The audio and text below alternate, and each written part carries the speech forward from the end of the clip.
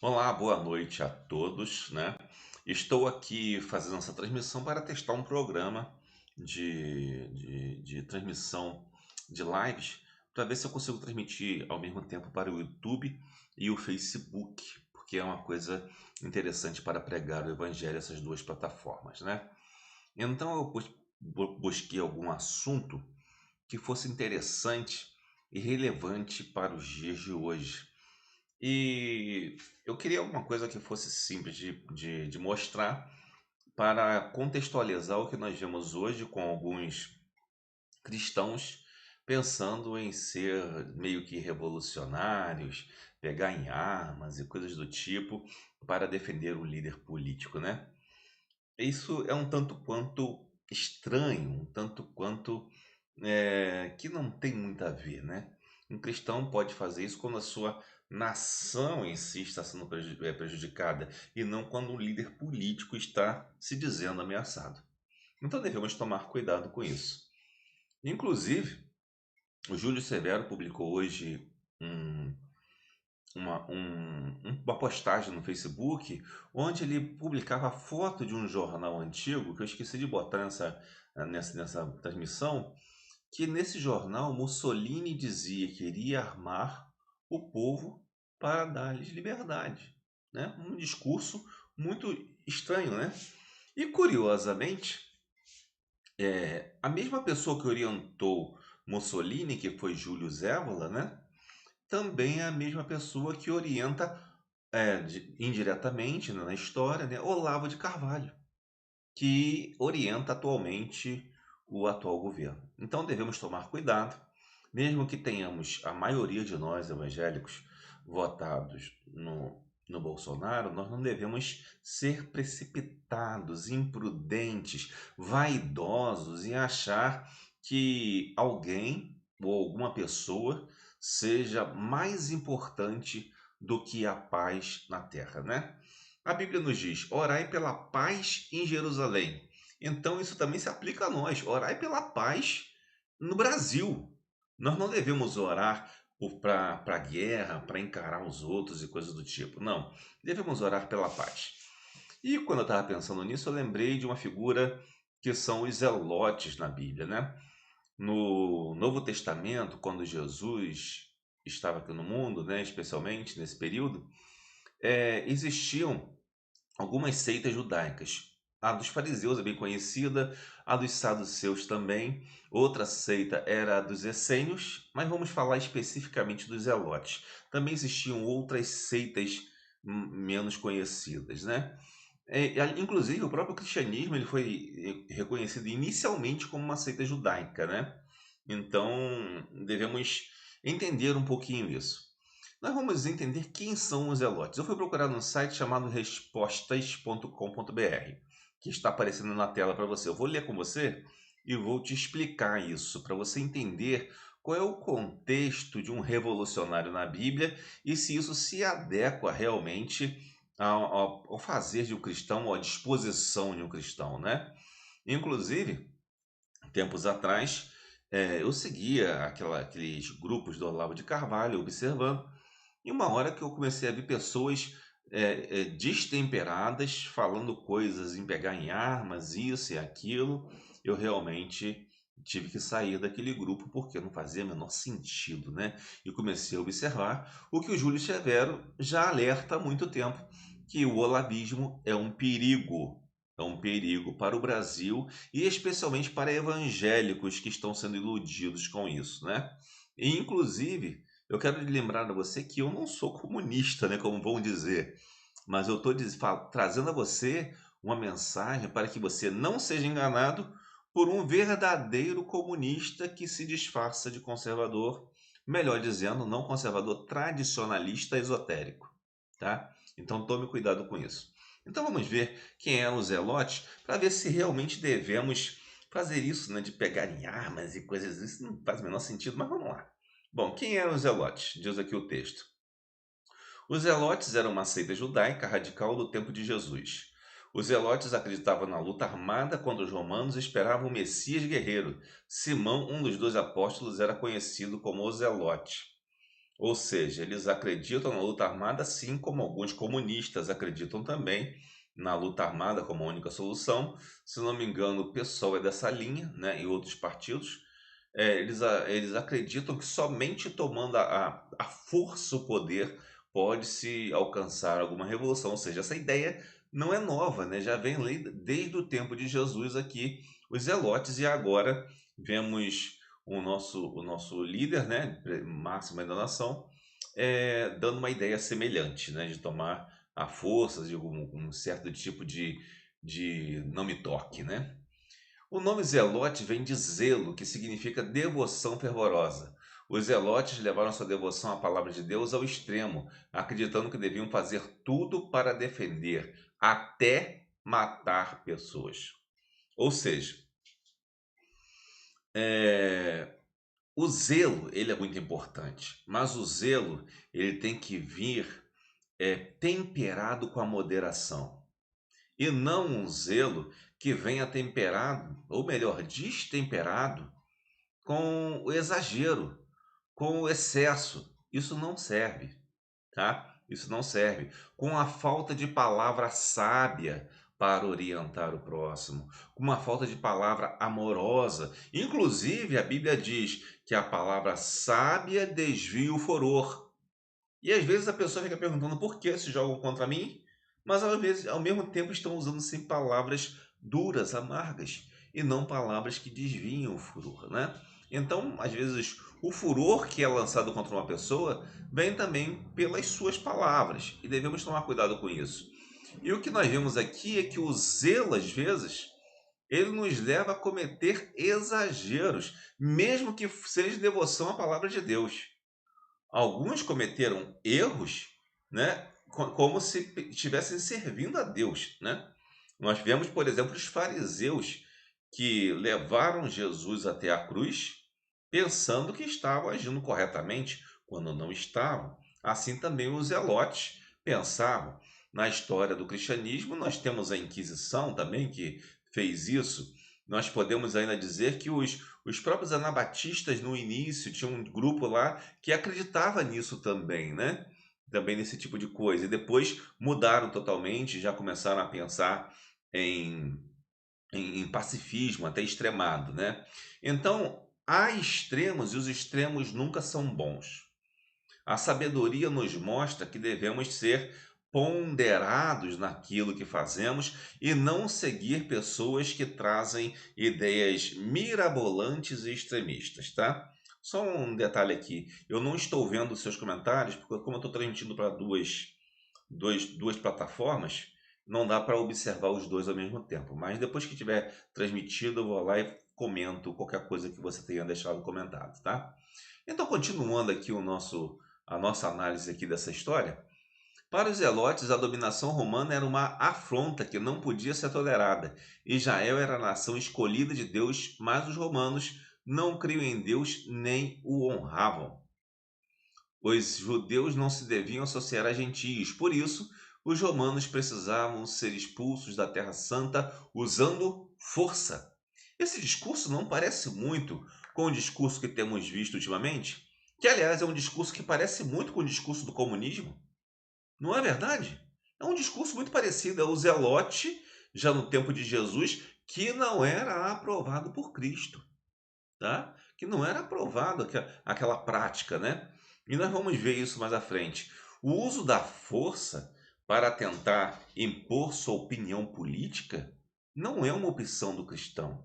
Quando isso acontece, o cristão está sendo afrontado diretamente e não simplesmente para atender os caprichos de outra pessoa que tente manipular a população. Tomemos cuidado com isso. Bom, os zelotes causaram várias rebeliões violentas contra o Império Romano ao longo de cerca de 100 anos. Veja bem que isso durou bastante tempo, né? Claro que naquele tempo essas lutas duravam muito mais tempo do que hoje, né? Porque não se tinha a velocidade dos acontecimentos que temos hoje. Então, 100 anos aqui pode-se considerar um tempo até, digamos assim, razoável para aqueles tempos, né? E todas as rebeliões falharam. Isso que é interessante. Tudo que os zelotes fizeram, falharam. Aliás, todas as rebeliões no mundo elas acabam falhando, né? Porque o melhor de tudo é você conseguir as coisas através de conselhos sábios, através de sábios que aconselhem as pessoas a tomarem decisões ponderadas. Mas o que nós vemos hoje são pessoas, políticos, que estão ligados a bajuladores que concordam com tudo que eles dizem, não é? E isso aí já é condenado lá em Provérbios. O bajulador, ele está armando uma cilada nos pés daquela pessoa a quem ele está bajulando. Ele não está preocupado com aquela pessoa. Ele está, na verdade, preocupado que aquela pessoa mantenha uma situação que para ele é confortável. Tá? Então o bajulador, ele está usando o bajulado. Ele não está servindo ao bajulado. É interessante aqui que ele diz que uma das maiores rebeliões incitadas pelos zelotes culminou na destruição do Templo de Jerusalém em 70 depois de Cristo, como Jesus tinha predito, em Marcos 13, 1 a 2. Essa destruição do templo em 70 de Jerusalém, no ano 70, foi uma coisa terrível, né? Foi destruído ali e até hoje o templo não foi reconstruído. E os judeus se dispersaram por todo o mundo. Foi uma grande desgraça para aquela nação a ação dos zelotes. E o que nós queremos hoje? Imitar os zelotes? Fazer o que não deveria ser feito? Será que queremos isso? É essa a vontade de Deus para nossas vidas? Sermos um tipo de zelote brasileiro que de repente faz as coisas sem pensar e sem ponderar, sem usar a sabedoria, sem usar o diálogo, mas não o diálogo retórico somente, o diálogo verdadeiro, o diálogo onde há compreensão e também onde há ou você a capacidade de ouvir e de processar. Você não precisa nem responder. Às vezes a gente quer responder demais e não precisa. Mas nós estamos vivendo num momento em que as pessoas estão se tornando imprudentes, impacientes e precipitadas, assim como os zelotes. E eu quero dizer para você, meu irmão em Cristo, servo de Deus, que não deve ser assim na nossa vida. Vamos continuar lendo aqui esse texto, contando a história dos zelotes, um pouco dessa história, obviamente. Os zelotes na Bíblia. A Bíblia não fala diretamente sobre os zelotes, mas o pensamento revolucionário estava bem presente entre os discípulos de Jesus.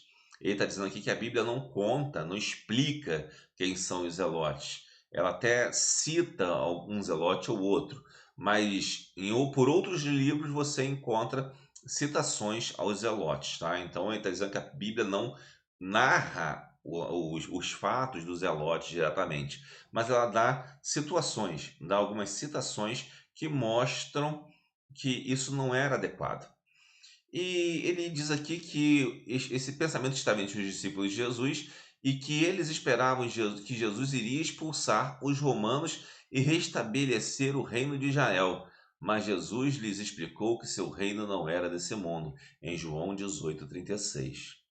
Ora, o que nós estamos querendo? Um reino de para este mundo de alguma forma e estamos nos precipitando? Ou estamos sabendo que a sabedoria é importante? Porque o reino de Deus você vai alcançar com paciência. Você não vai correr e tomar o reino de Deus, né? E tem até essa história, né? Que até agora, até Cristo, tomava-se o reino de Deus à força, né? Mas depois a coisa muda. Em Cristo é diferente. Então tomemos cuidado com isso, tá? Alguns discípulos também estavam prontos para lutar por Jesus, mas ele recusou a violência. Você vê lá em Mateus 26, 51 a 52, quando Jesus está no Getsemane ali, pronto a ser preso, mas Jesus recusou. Não façam isso. O verdadeiro Messias não quis que ninguém lutasse por ele. Pelo contrário, ele encarou a morte na cruz sozinho, por amor aos seus filhos, para nos dar o direito de sermos feitos filhos de Deus se cremos no seu nome. Então, um verdadeiro Messias não é um general. Os zelotes esperavam um general. Hoje, as pessoas estão com essa história se alguém fosse, um político fosse o Messias, quando não é. O único Messias foi Jesus Cristo e mesmo assim ele não pediu que ninguém brigasse por ele. Ele, na verdade, protegia os seus servos. Continuando ainda, depois da ressurreição, né, quando os judeus estavam debatendo o que fazer com seus discípulos, Gamaliel falou sobre outras revoltas que tinham acontecido. O caso de Judas, o Galileu, pode ser uma referência a uma das revoltas iniciais dos Zelotes, né? Isso que está em Atos dos Apóstolos 5:37. Judas, o Galileu, era um zelote que que fez uma revolução na região da Galiléia mesmo, e aquela região foi devastada por causa dele. Aquela região se tornou muito prejudicada por causa dele. Então, como você pode ver, é necessário que tomemos muito cuidado, porque a rebelião, né, a revolução, ela nos leva à desgraça. Ela não faz só você alcançar muita coisa. A Revolução Francesa, por exemplo, pode ser elogiada de uma forma ou de outra, em algum sentido, mas também gerou muita morte, muita destruição, muita perda, famílias destruídas, estado totalmente deplorável, entendeu? As revoluções comunistas, então, foram o extremo da falta do que fazer corretamente, né? Só um minutinho que está caindo a energia.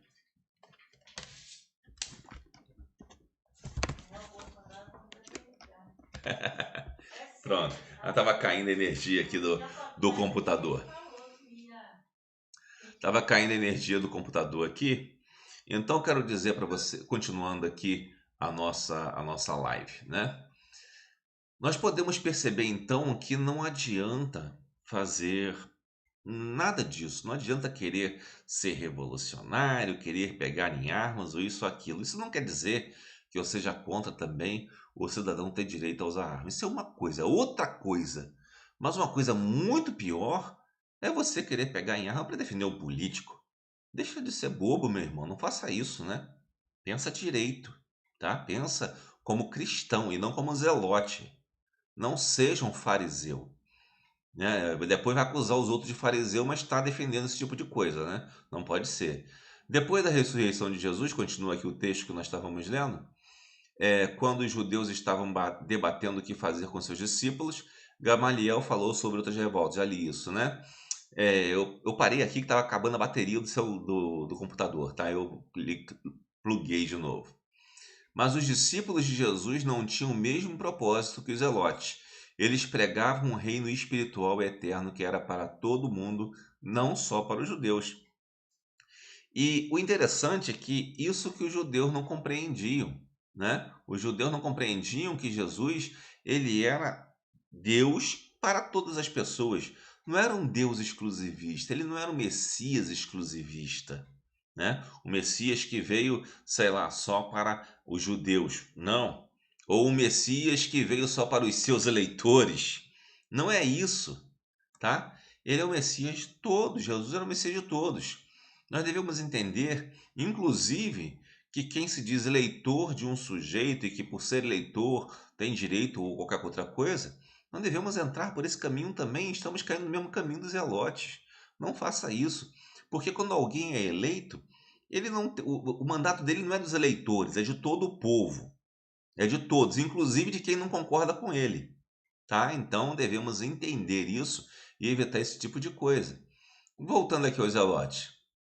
Simão o Zelote era um dos 12 apóstolos. Seu apelido Zelote o distinguia de Simão Pedro, outro apóstolo. Você pode ver isso em Lucas 13:15, onde é feita uma lista dos 12 apóstolos que seguiam Jesus. A Bíblia não diz porque ele era conhecido como Zelote. Ele pode ter sido membro dos Zelotes antes de ser discípulo de Jesus, ou pode ter ficado com esse apelido porque era muito fervoroso pela mensagem de Deus. Pode ser, mas ou é fervor ou ele pertencia à seita dos Zelotes. Há muitos dizem que realmente ele pertencia à seita dos Zelotes, mas observe, ele abandonou as armas para seguir a Jesus, para servir a Jesus, se é que ele foi um zelote, para servir a Jesus, o príncipe da paz, e não o príncipe da guerra. Jesus é o príncipe da paz.